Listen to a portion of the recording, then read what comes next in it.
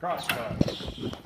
Number one, always remove the blank from the table prior to making the crosscut. Actually, leaving it in. Remove this. So even if it was working, you would definitely be pulling that thing out. It gets in the way. It doesn't really have any added benefit using a splitter with a crosscut. Jancy, number two, please.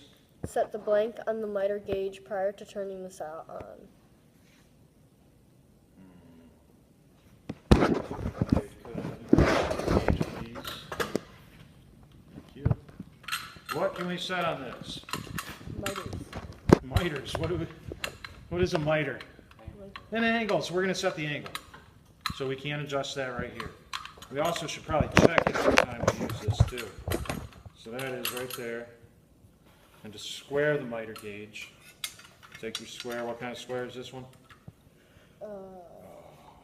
Nobody ever remembers this one. And yet I carry around all. Combination square? Tri-square. Tri-square, yeah. So I'm holding the head against the bar here, and then just making sure it's 90 degrees. All right.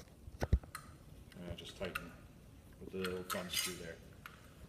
Next one, please. Set the blank on the miter gauge prior. Oh yeah. Yeah, right. The angle on the miter gauge. Line up wall cuts prior to turning on the saw. Very good. Mateo, number 4, please.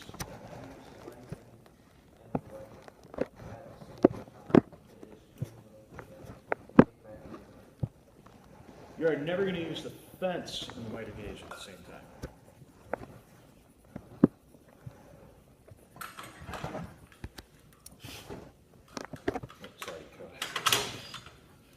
So, if you were trying to make a whole bunch of cuts at the same time, it would be really tempting to set the fence and just start sending them through, right?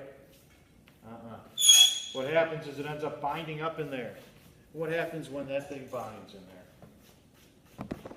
Kind of the theme of injuries on this machine. It throws it. Throws it, which is called a kickback. We don't want kickbacks. All right. Last one. Hold all stock firmly against the miter gauge. Hold all stock firmly against the miter gauge.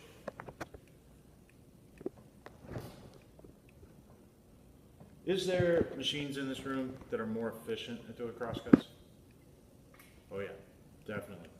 There's like the miter saw. We have 2 miter saws over there. We could do them over on the panel saw too. All kinds of places we could do them. But everyone always asks me, what's the one machine if you couldn't live without? This is it. You can do everything on this machine. So let's say we needed to cut right there. What I would do additionally is transfer that line down along this leading edge. So this edge that's going to contact the blade first. So that's going to help me line up my cut. When I do this, I make sure that fence is way out of the way here. Check the height, make sure it's good.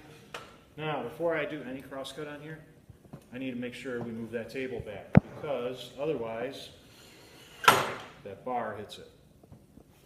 So I'm just going to scoot back. There we go. That's good.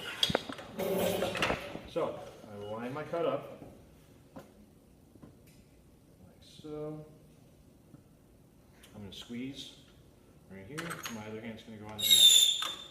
Close the guard. Everything's a little rusty now. It gets humid in here in the summertime, right?